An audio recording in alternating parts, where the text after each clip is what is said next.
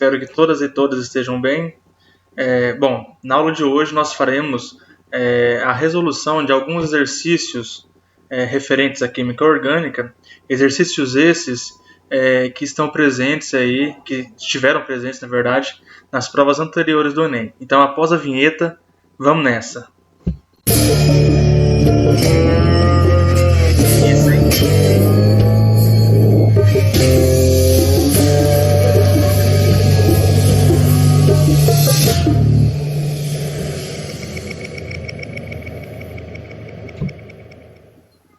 Bom, só pelo começo da aula vocês já perceberam que não tem como dar errado, né? Comecei aí com um clássico. Quem pegou a referência, parabéns. Quem não pegou, não deixe de assistir essa série maravilhosa. Melhor dizendo, essa série fodástica. A melhor série de todos os tempos. Breaking Bad. Say My Name. Famoso Walter White. Vulgo Heisenberg. Bom, gente, então bora lá para a nossa aula. A questão 1, ela diz o seguinte: eu vou fazer a leitura, eu vou fazer alguns comentários, vou explicar algumas coisas, e aí a gente vai fazendo esse processo, e no final desse processo a gente corrige o exercício. Bom, a questão 1, galera, ela diz o seguinte, só um minutinho, deixa eu pegar um laser aqui, beleza. Ó, a baunilha é uma espécie de orquídea. A partir de sua flor é produzida a vanilina, né, conforme a representação química, que está a representação química dessa tal vanilina, que dá origem ao aroma de baunilha.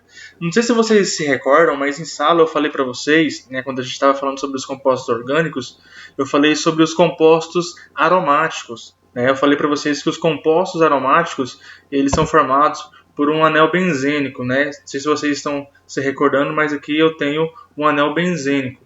Eu tenho 6 átomos de carbono ligados entre si, formando uma cadeia fechada, tá? E, enfim, essa é a estrutura básica de um benzeno, de um anel benzênico, tá? E esses anéis benzênicos, eles têm a propriedade de fazer com que as substâncias, né, elas tenham um certo aroma. Bom, o aroma da baunilha vem dessa substância chamada vanilina. Tá.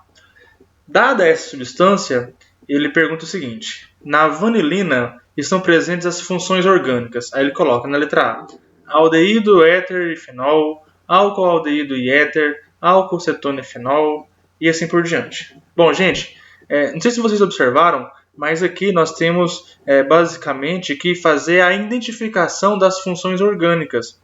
E é muito comum esse tipo de questão ser cobrada em provas do Enem. Muitas vezes a substância que ele coloca aqui é complexa, né? E aí você bate o olho na questão e fala: caramba, não sei resolver isso. Mas calma, basta que você saiba identificar as funções orgânicas. Tá?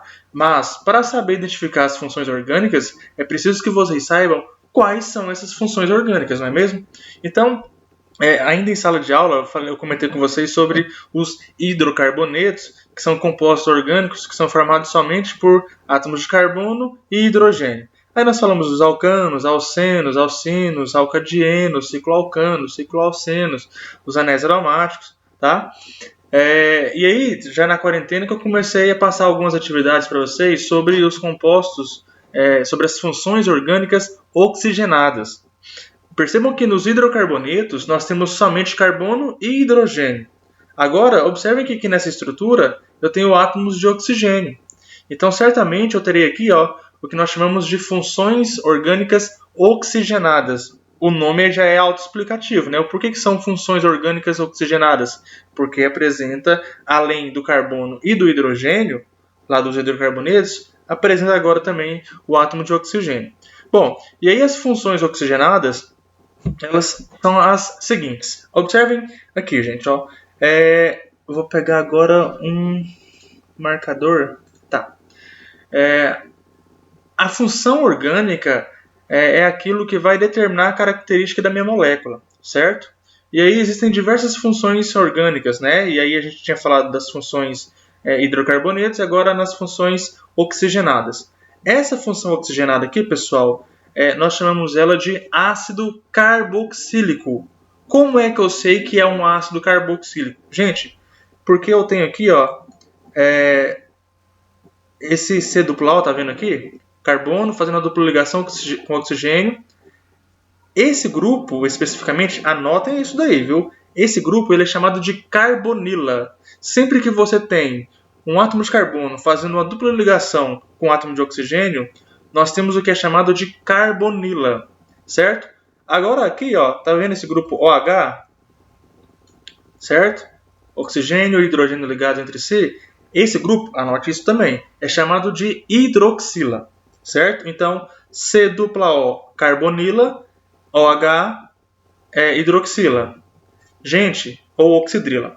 Sempre que você tiver uma carbonila, né, que é o C dupla O, ligado a uma hidroxila, que é o OH, você tem a função orgânica ácido carboxílico, certo? Ácido carboxílico. Não vou falar das nomenclaturas, né, dessas funções oxigenadas nessa aula de hoje, tudo bem? É preciso apenas que vocês saibam identificar quais são essas funções oxigenadas. Então, mais uma vez, carbonila ligado à hidroxila, ácido carboxílico, perfeito? Bom, percebam que aqui, gente, nessa de baixo, eu tenho uma hidroxila, certo? E essa hidroxila está ligada a um carbono.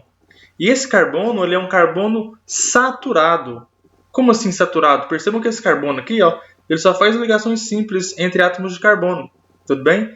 Sempre que você tiver uma hidroxila, né, o grupo OH, ligado a um carbono saturado, a função orgânica que nós temos é álcool, tá? Então aqui em cima, ácido carboxílico, aqui embaixo, álcool. Mais uma vez, hidroxila, né, o grupo OH, ligado a um carbono saturado, álcool. Gente, é muito importante que vocês saibam o nome desses grupos que eu estou falando. Carbonila, hidroxila. O que vai determinar o nome da função oxigenada, basicamente, são esses grupos específicos, tá? Bom, observem que agora, aqui, ó, eu tenho uma carbonila, certo? Olha a carbonila aqui, carbono ligado com o oxigênio por meio de uma dupla ligação. Essa carbonila está na extremidade da cadeia carbônica e está ligando aqui, ó, com um átomo de hidrogênio, certo?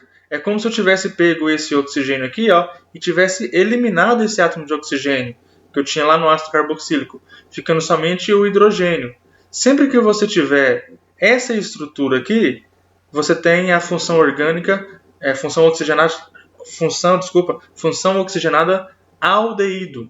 Tá? Então, ácido carboxílico, álcool e aldeído. Perfeito? Bom, agora observem aqui, nessa quarta estrutura. Eu tenho o grupo carbonila, tudo bem? Aqui é o grupo carbonila aqui, ó. O carbono fazendo a dupla ligação com o oxigênio. E essa carbonila, percebam que está no meio da cadeia carbônica. Eu tenho um átomo de carbono do lado esquerdo, eu tenho outro átomo de carbono do lado direito.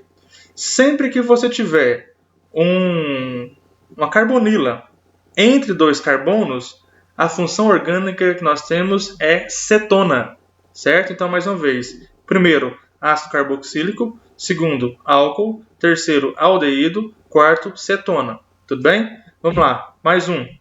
Observem aqui, gente, o que nós temos aqui? Eu tenho uma carbonila, certo? Uma carbonila ligada a um oxigênio. É como se eu tivesse pego aqui esse ácido carboxílico e ao invés de eliminar o oxigênio, como eu fiz aqui no aldeído, eu eliminasse esse hidrogênio. E no lugar desse hidrogênio, colocasse mais uma cadeia carbônica. Quando isso acontece, pessoal, a função orgânica que nós temos é chamada de éster, tá? Éster. Bom, mais um aqui. Percebam que aqui agora eu tenho um oxigênio entre dois átomos de carbono. Nós temos aqui um oxigênio como um heteroátomo, né? É uma cadeia heterogênea. Por quê? Porque entre dois átomos de carbono tem um elemento diferente de carbono, tá? Tem um heteroátomo. Sempre que o oxigênio for um heteroátomo, nós temos uma função orgânica específica. Essa função orgânica é chamada de éter. Então, recapitulando, vão anotando isso daí, pessoal, isso é importante. Primeira função orgânica, ácido carboxílico, carbonila ligada a hidroxila. Segunda função orgânica, álcool, hidroxila ligado a um carbono saturado. Terceira função orgânica, aldeído, carbonila ligada a hidrogênio. Quarta função orgânica, cetona, carbonila entre dois átomos de carbono.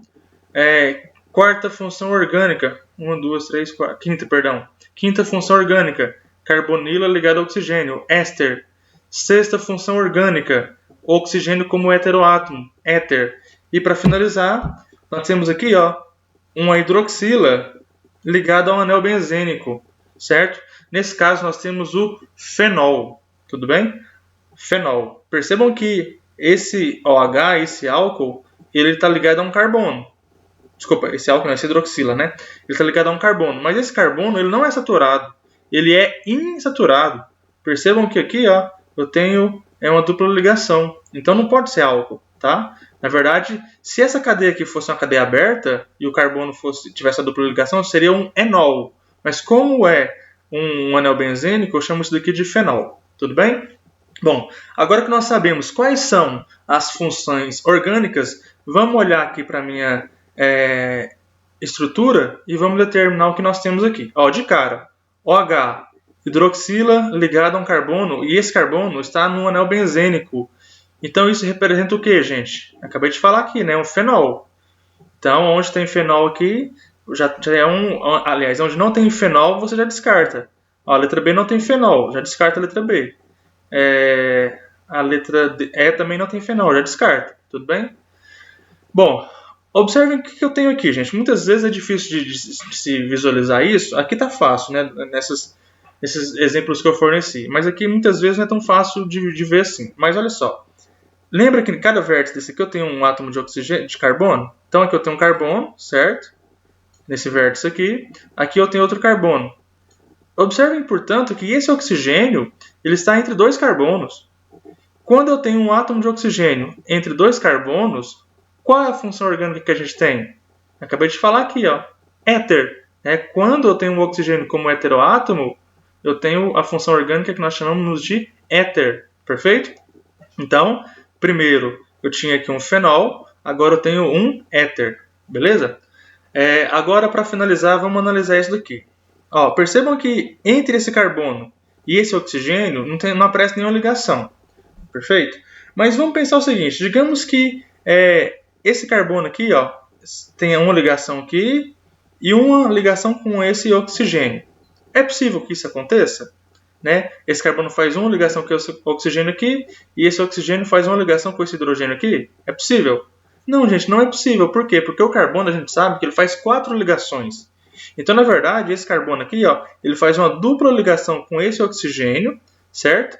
E se liga também com esse hidrogênio, tudo bem? Então, esse carbono está fazendo uma ligação aqui, duas com esse oxigênio, eu poderia colocar esse hidrogênio de cá, por exemplo, tá?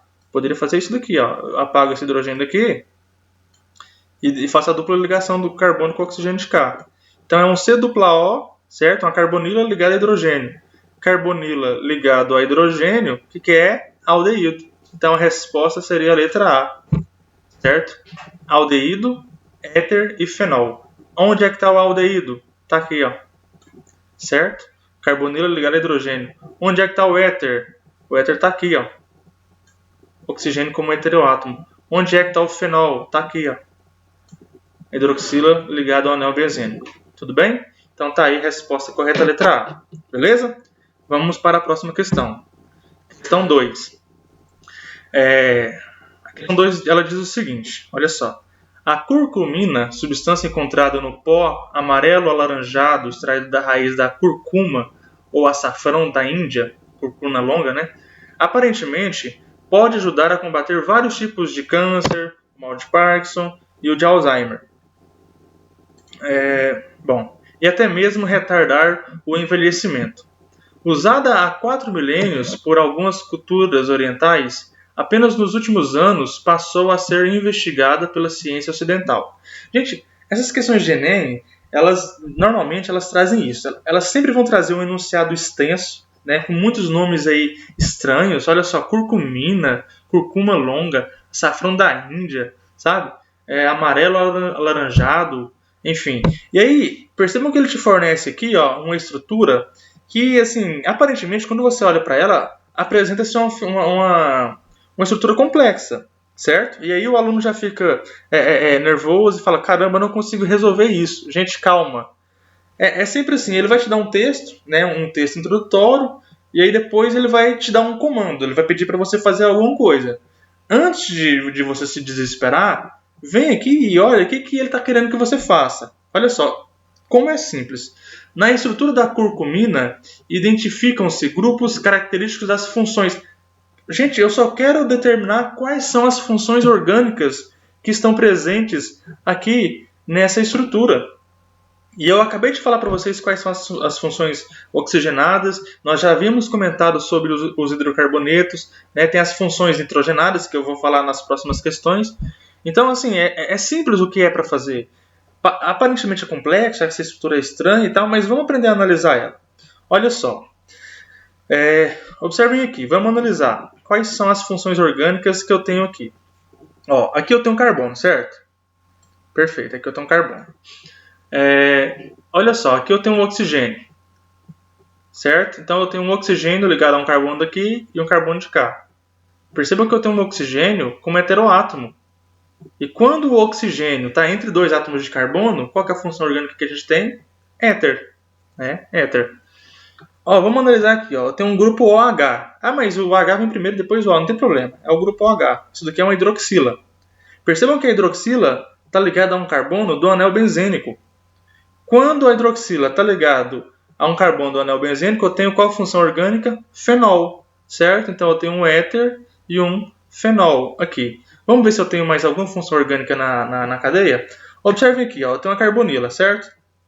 Percebam que essa carbonila ela está entre dois átomos de carbono. Eu tenho um carbono nessa extremidade, um carbono nessa extremidade, certo? Então essa carbonila está entre dois átomos de carbono. Então eu tenho uma acetona, perfeito? Bom, se você observar aqui, eu tenho um fenol de novo, né? Hidroxila ligada ao carbono do anel benzênico. E aqui eu tenho mais um éter, né? O oxigênio como heteroátomo. Então, qual que é a alternativa? Éter e álcool? Eu não tenho álcool aqui, gente. Eu tenho fenol, né? Éter e fenol? Sim. Éster? Não tenho éster. Fenol? Tenho, mas não tenho éster. Aldeído e enol? Não tenho nenhum dos dois. Aldeído e éster. Então, a alternativa correta é a letra B. Éter e fenol, certo? Então, o fenol ele é identificado a partir dessa parte aqui, tá? E o éter tá aqui, o oxigênio como heteroátomo. Ah, tem essa cetona aqui, ó, certo? Mas só que aí aqui não tem nenhuma alternativa que coloca acetona, tudo bem? Aqui mais uma vez, ó, o éter, mais uma vez aqui o fenol, beleza? Vamos para a próxima questão. Estão gostando? Espero que sim. Questão 3. E assim, aqueles alunos que se queixam que eu falo muito rápido, agora vocês não têm desculpa, né, galera? Vocês têm a opção de diminuir a velocidade aí no vídeo. Então, se vocês quiserem colocar 0.75, 0,5 aí para diminuir a velocidade da fala, fique à vontade. Assim como vocês podem também aumentar a velocidade. Talvez se vocês acham que eu esteja falando muito lentamente, não tem problema. Você tem a opção de aumentar a velocidade. Então, as tecnologias aí servem para isso, né? Podem facilitar muitas vezes a nossa vida. Então, façam isso, por favor. Questão 3. A produção mundial de alimentos poderia se reduzir a 40% da atual sem a aplicação de controle sobre as pragas agrícolas. É um tema controverso, né? Eu vou comentar sobre daqui a pouco. Por outro lado, o uso frequente dos agrotóxicos pode causar contaminação em solos, águas superficiais e subterrâneas, atmosfera e alimentos. Os biopesticidas, tais como a piretrina e a coronopilina, têm sido uma alternativa na diminuição dos prejuízos econômicos, sociais e ambientais gerados pelos agrotóxicos. Gente, essa discussão, esse debate que envolve os agrotóxicos, né, os biopesticidas, ele é um debate muito denso, sabe? E há tempos vem sendo travado. Eu vou falar qual que é a minha opinião. Assim, muitas pessoas defendem o uso indiscriminado, né, dos biopesticidas, nesses agrotóxicos, alegando que é por uma boa causa, né, que é para aumentar a produtividade de alimentos, tudo bem? E assim, consequentemente, as pessoas terão acesso ao alimento. Mas isso não é verdade, pessoal. Na verdade, o nosso problema não é a produção em si. O nosso problema é o escoamento dessa produção. Vocês já pararam para pensar a quantidade de pessoas que passam fome no mundo? ainda hoje, no século XXI, a quantidade de crianças que todos os dias morrem em função da má nutrição ou alguns problemas que foram desencadeados a partir de uma péssima alimentação ou de nenhuma alimentação, são milhares, pessoal. São milhares. E vocês já pesquisaram, já tiveram a curiosidade de pesquisar a quantidade de alimento que é desperdiçada desde a produção até chegar na prateleira? A quantidade de alimentos que não é desperdiçado. E eu não estou falando aqui somente daquele alimento que você compra, né, que você compra e que não consome, né, e aí vai e perde, você joga fora e você descarta. Não. Vai nessas feiras, no final da feira, a quantidade de alimentos que é, entre aspas, refugado, que as pessoas não querem.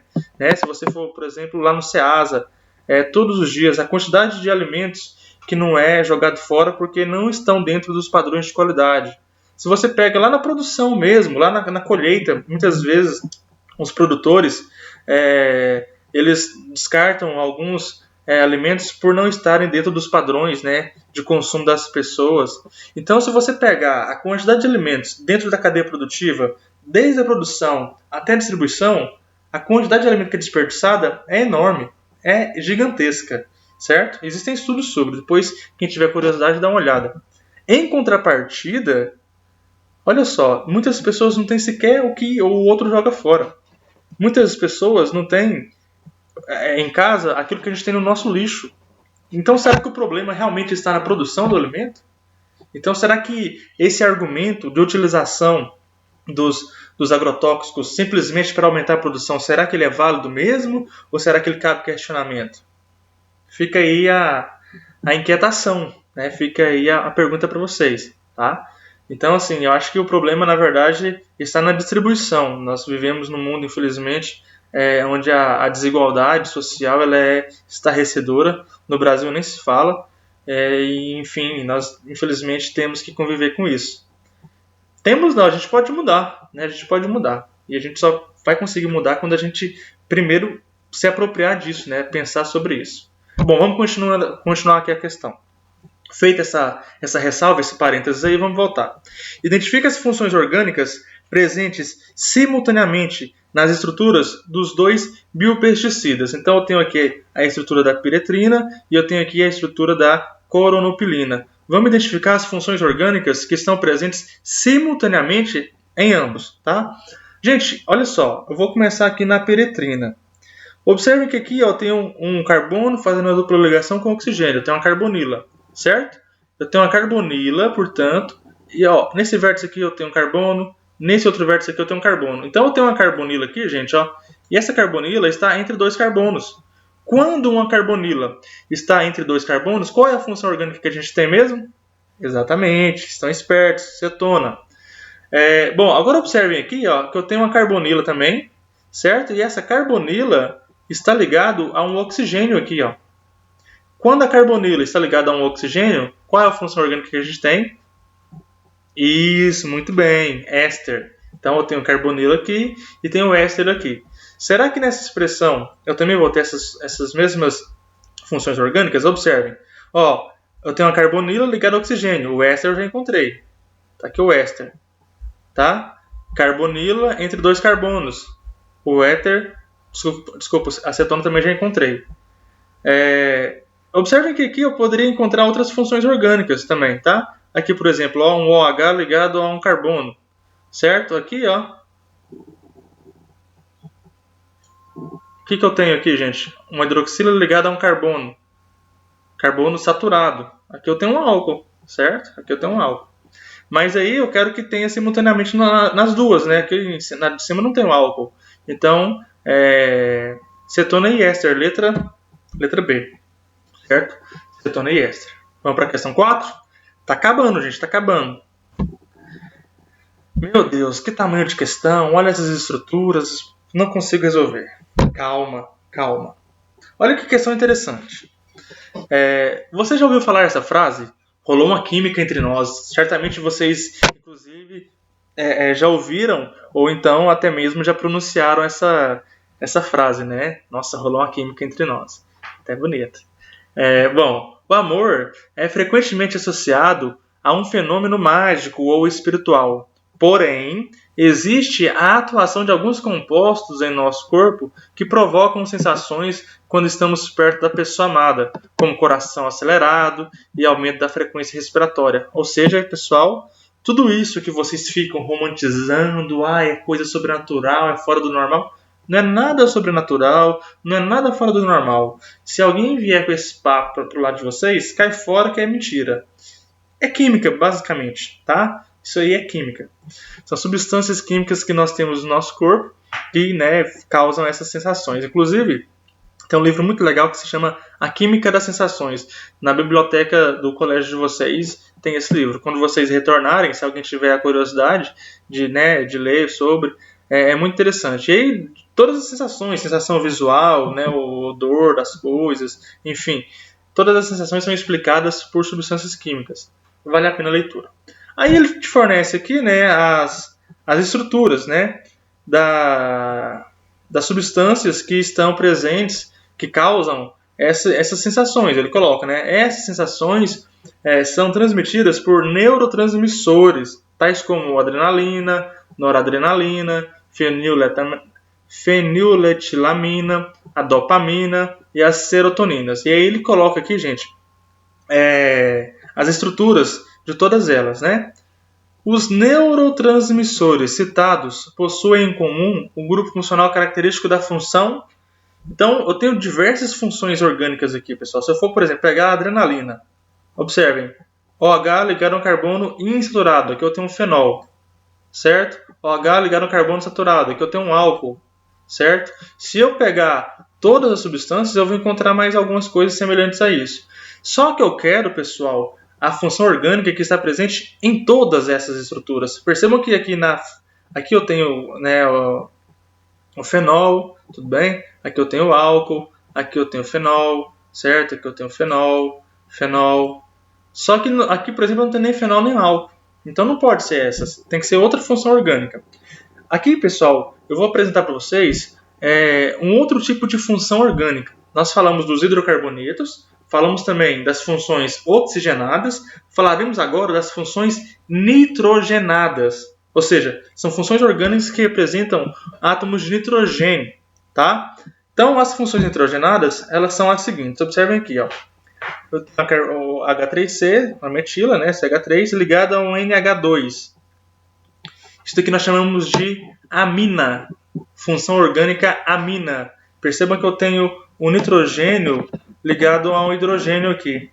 E percebam que esse NH2 está ligado a somente uma cadeia carbônica. Nesse caso, eu tenho uma amina primária, certo?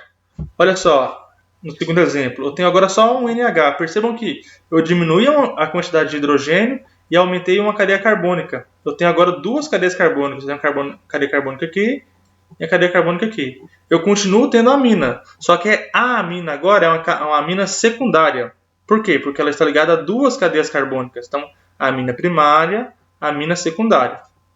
Eu posso ter também uma amina terciária. Percebam que o nitrogênio aqui está ligado a três cadeias carbônicas. Tem uma cadeia carbônica aqui, outra aqui e outra aqui.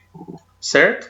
Então, isso aqui nós chamamos de amina terciária, porque essa amina, esse nitrogênio, está ligado a três cadeias carbônicas. Só que, além das aminas, eu tenho também as amidas. Olha só. Olha a carbonila de novo aqui em ação. Perceba que eu tenho uma amina, o NH2, que é o mesmo que eu tinha aqui, ó. Só que essa amina está ligada, olha só, a uma carbonila, gente. Sempre que você tiver uma amina ligada a uma carbonila, deixa de ser amina. E aí nós temos agora uma outra função nitrogenada, uma outra função orgânica, que nós chamamos de amida. Então, todas essas três primeiras são aminas, amina primária, amina secundária, amina terciária. Isso daqui nós chamamos de amida. Aqui, pessoal, observem que o nitrogênio está ligado direto com o oxigênio. Quando o nitrogênio está ligado direto com o oxigênio, nós temos os nitrocompostos, tá? Nitrocompostos. E eu tenho também aqui, casos em que o nitrogênio está fazendo uma tripla ligação direto com o átomo de carbono. Direto, certo? Perceba que esse nitrogênio não se liga a nenhum outro átomo de hidrogênio ou oxigênio. Nesse caso, nós temos as nitrilas, tá? Sempre que o nitrogênio faz uma tripla ligação com carbono, nós temos aqui o que é chamado de nitrila, perfeito? Bom, então, feita essa ressalva, falamos agora sobre as funções nitrogenadas de uma forma bem geral, aminas, amidas, nitrocompostos e nitrilas. Observem que aqui, ó, eu tenho uma amina secundária, certo? Um NH, olha só o NH aqui, ó, ligado a duas cadeias carbônicas. Uma cadeia carbônica para cá, uma cadeia carbônica para cá. Aqui eu também tenho, ó, só que aqui no caso é uma amina primária, né, NH2, na extremidade, ligada só a uma cadeia carbônica. Aqui, ó, outra amina primária, certo? Aqui NH2, outra amina primária. E aqui NH2, outra amina primária. Então percebam que em todas as funções orgânicas, se você olhar tem outra amina aqui, ó. Outra amina aqui. Se você observar, portanto, a função orgânica amina, ela está presente em todas as funções orgânicas, ou melhor dizendo, em todas as substâncias, né, presentes nessas estruturas que ele colocou para você, tanto na adrenalina quanto na noradrenalina, feniletilamina, dopamina e serotonina. Então, resposta correta, letra C, amina. Tudo bem? Vamos para a questão 5? Penúltima, gente. Penúltima questão. Essa é uma questão bem light. No Brasil, o sistema de transporte depende do uso de combustíveis fósseis e de biomassa, cuja energia é convertida em movimento de veículos. Para esses combustíveis, a transformação de energia química em energia mecânica acontece. Gente, na aula passada eu passei um vídeo para vocês falando sobre octanagem, a octanagem da gasolina, né? Então, acaba que esse assunto aqui da questão 5 está relacionado com aquilo que a gente comentou na última aula, que são, né, as combustões. Bom, aquele vídeo ele trata de uma forma bem didática sobre exatamente esse processo que ele está se referindo aqui. Talvez alguém não tenha visto, eu vou colocar o vídeo aqui de novo, só a parte em que ele vai falar dessa explicação. 1 minuto e meio é suficiente para a gente tentar analisar essas alternativas, tá? Então acompanhe aí, tudo bem? Só um minutinho.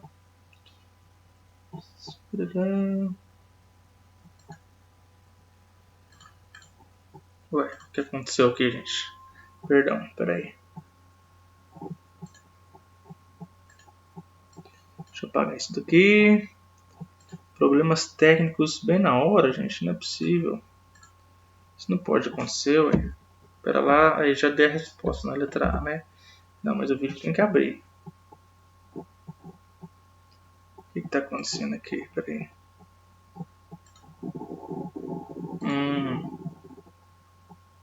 Não, mas não era isso que eu queria, não. Pera aí. Não. Ei, caramba. Peraí, já sei o que eu vou fazer. Só um minutinho, gente. Aqui, agora vai. Não é possível. Perdão aí, problemas técnicos. Quem sabe faz ao vivo, né? Acho que agora vai. Aí, ó. Sempre que se fala em combustível, a gente ouve falar de octanagem. A octanagem está diretamente ligada ao tipo e à qualidade da gasolina. Quanto maior a octanagem, melhor o desempenho do veículo. Mas afinal, o que é octanagem? A maioria dos carros que a gente vê no dia a dia usa motores de combustão interna de 4 tempos. No primeiro tempo, conhecido como etapa de admissão, o pistão do motor se move para baixo, aspirando a mistura de combustível e ar para dentro da câmara de combustão. Em seguida, o pistão sobe e comprime a mistura dentro da câmara. Esse é o segundo tempo, chamado de etapa de compressão. Ao final da etapa de compressão, quando o pistão está próximo do ponto mais alto de sua trajetória, a vela de ignição emite uma faísca e a combustão tem início. A combustão faz com que os gases entrem em expansão, aumentando ainda mais a temperatura e a pressão dentro da câmara e empurrando o pistão para baixo. Esse é o terceiro tempo, conhecido como etapa de combustão ou de expansão. É nessa etapa que a energia térmica é transformada em energia mecânica, gerando o movimento do pistão, que movimenta também os eixos e engrenagens. E então, o carro entra em movimento. O último dos 4 tempos vem logo em seguida, quando o pistão sobe novamente e expulsa os gases queimados pelo tubo de escapamento do carro. Esse 4º tempo é conhecido como etapa de descarga. O processo todo começa novamente e se repete centenas, às vezes milhares de vezes a cada minuto, dependendo da rotação do motor, que está relacionada à velocidade do carro. Bom, então já é o suficiente para a gente entender a questão. Tá? Então, para esses combustíveis, a transformação de energia química em energia mecânica acontece, letra A, na combustão, que gera gases quentes para mover os pistões do motor. Né? E ficou bem claro aí na explicação do vídeo. Tudo bem? Então, é isso. Vamos para a questão 6 agora. O vídeo já está ficando muito extenso, então vou tentar reduzir as explicações aqui para não ficar algo muito maçante, né? Bom, para finalizar, questão 6. Questão bem interessante também. No processo de fabricação de pão, os padeiros, após prepararem a massa utilizando fermento biológico, separam uma porção de massa em forma de bola e a mergulham num recipiente com água, aguardando que ela suba, como pode ser observado respectivamente em 1 e 2. Bom, quem já trabalhou em panificador aí certamente já conhece esse processo, né? Então eles fazem lá, pega a bolinha do pão, né? Coloca dentro d'água. Aqui na etapa 1, percebam que a bolinha está no fundo, afundou. E aí, passado algum tempo, essa bolinha ela vai subir, certo? Então houve alguma alteração, né? A sua densidade mudou. O que causou a mudança da densidade dessa bolinha de pão? Bom, vamos lá. Quando isso acontece, a massa está pronta para ir ao forno. Um professor de química explicaria esse procedimento da seguinte maneira. A bola de massa torna-se menos densa que o líquido e sobe. A gente sabe disso, né? Quando algo é mais denso do que a água, afunda na água. Quando algo é menos denso do que a água, esse algo flutua. Então, aqui na etapa 1, essa massa de pão é mais densa do que a água, por isso que ela afunda. Na etapa 2, essa bolinha ela é menos densa que a água, por isso que ela flutua. Tá, mas o que causou essa mudança de densidade, né? A alteração da densidade deve-se à fermentação. Estou explicando aqui, quimicamente falando. Um processo que pode ser resumido pela equação. Isso aqui é um resumo do que aconteceu. Então, glicose foi transformada, né, em álcool comum, certo? Gás carbônico e energia, ATP. Considere as afirmações abaixo. 1. A fermentação dos carboidratos da massa de pão ocorre de maneira espontânea e não depende da existência de qualquer organismo vivo. 2. Durante a fermentação ocorre a produção de gás carbônico que se vai acumulando em cavidades no interior da massa, o que faz a bola subir. Ou 3. A fermentação transforma a glicose em álcool. Como o álcool tem maior densidade que a água, a bola de massa sobe. Dentre as afirmativas apenas. Gente, para ficar bem clara essa questão e para finalizar a aula com chave de ouro, eu vou passar mais um vídeo pequenininho para vocês falando sobre esse processo. Né? No laboratório, eles fazendo um experimento que tem a ver com a fermentação alcoólica, certo? Do pão. Vamos assistir esse vídeo aqui. Bem interessante.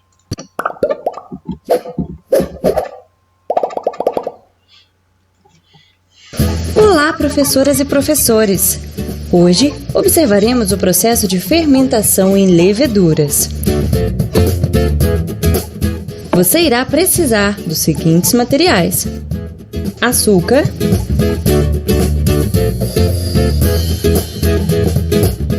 fermento biológico, neste caso aqueles vendidos em saquinhos parecidos com os de gelatina sem sabor, água morna a aproximadamente 37 graus, 3 balões de festa, de preferência de cores diferentes, e 3 tubos de ensaio. Se tiver tampa, melhor. Comece colocando a mesma quantidade de água morna nos 3 tubos. Evite ultrapassar a metade da capacidade do tubo.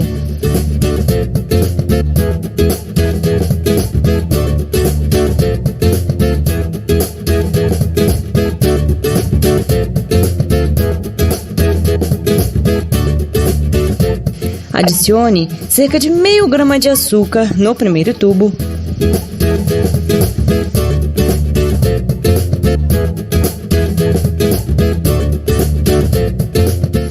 1 grama de fermento biológico no segundo tubo e açúcar mais fermento no terceiro tubo, nas mesmas quantidades utilizadas anteriormente. Todas essas quantidades foram pensadas para um tubo de 15 cm de altura e 2 cm de largura. Feche cada tubo utilizando sua tampa ou mesmo dedo e homogeneize por inversão. É importante que todo o fermento e o açúcar fiquem bem misturados à água, e se for utilizar fermento vendido em tabletes, aumente um pouco a quantidade.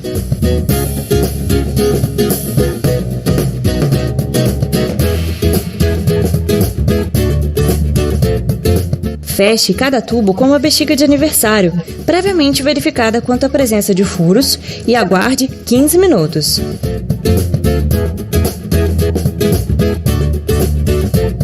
É esperado que a mistura de fermento mais açúcar produza um pouco de gás, enchendo a bexiga, mas dependendo das condições do experimento, o tubo que só recebeu o fermento também pode ficar levemente cheio de gás.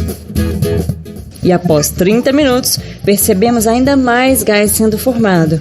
Isso ocorre porque as leveduras, na ausência de oxigênio, se alimentam do açúcar num processo de fermentação alcoólica, que converte glicose em álcool, ATP e gás carbônico. Bom, então tá aí, gente. Eu acho que agora ficou claro, né? O que são essas leveduras, pessoal? Essas leveduras nada mais são do que micro-organismos, tá? Esses micro-organismos, eles se alimentam, vamos dizer assim, do gás oxigênio. Só que aí, percebam que naquele sistema que foi mostrado para vocês, como foi vedado, né, com o balão, a quantidade de oxigênio vai diminuindo. E aí o que acontece? No frasco tinha somente o açúcar, né, a glicose, tá aqui, ó, a glicose que eu coloquei para vocês é um tipo de açúcar, tá? C6H12O6. Percebam que não foi liberado nenhum gás, portanto o balão ele não encheu. No segundo, você tinha ali somente o fermento biológico, pouquíssima coisa, né? O balão encheu. No terceiro frasco, onde nós tínhamos a mistura, né, do fermento biológico mais açúcar, percebam que foi liberado muito gás. Como que eu sei que foi liberado muito gás? Em função do enchimento da bexiga. Tá, mas o porquê que isso aconteceu? E ela deixou claro na explicação. Na ausência do gás oxigênio, o que aconteceu? A levedura, né, o micro-organismo do fermento biológico, se alimentou de quem? Da glicose, certo? Esse processo, ele forma o que nós chamamos de fermentação alcoólica. Por que fermentação alcoólica? Porque isso vai fermentar, certo? E o produto dessa fermentação nada mais é do que o álcool comum, tá? C2H5OH, mais gás carbônico, que é o gás que vai fazer com que a bexiga se encha, mais ATP, né? Que é energia, tudo bem? Então, analisando as alternativas, a 1 pode estar correta, a fermentação dos carboidratos de massa de pão ocorre de maneira espontânea e não depende da existência de qualquer organismo vivo? Depende sim, depende das leveduras, certo? As leveduras são organismos vivos. 2.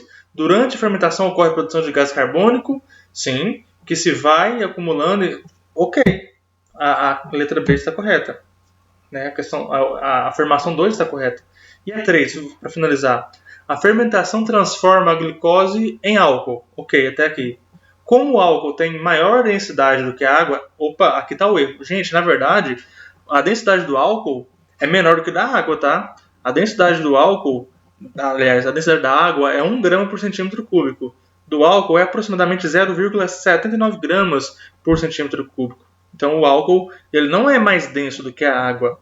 Ele é menos denso do que a água. A bola de massa sobe. Então não tem sentido essa afirmação 3. Então, letra B está correta. Gente, é isso. Por hoje é só. Espero que vocês tenham gostado. Tá? Quem gostou, deixa o like aí, por favor. Curta o vídeo. Compartilhe, por que não fazê-lo. Caso tenha ficado alguma dúvida, pode entrar em contato comigo pelo WhatsApp, ou vocês podem deixar os comentários na própria página de comentários do vídeo, tudo bem? Sem problema algum. Depois eu vou estar olhando com atenção cada pergunta e vou estar respondendo. E é isso. Até a próxima aula. E assim, para fechar com chave de ouro, olha só.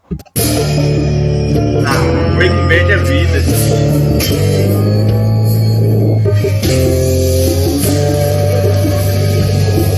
É isso aí, gente. Tchau, tchau. Fui.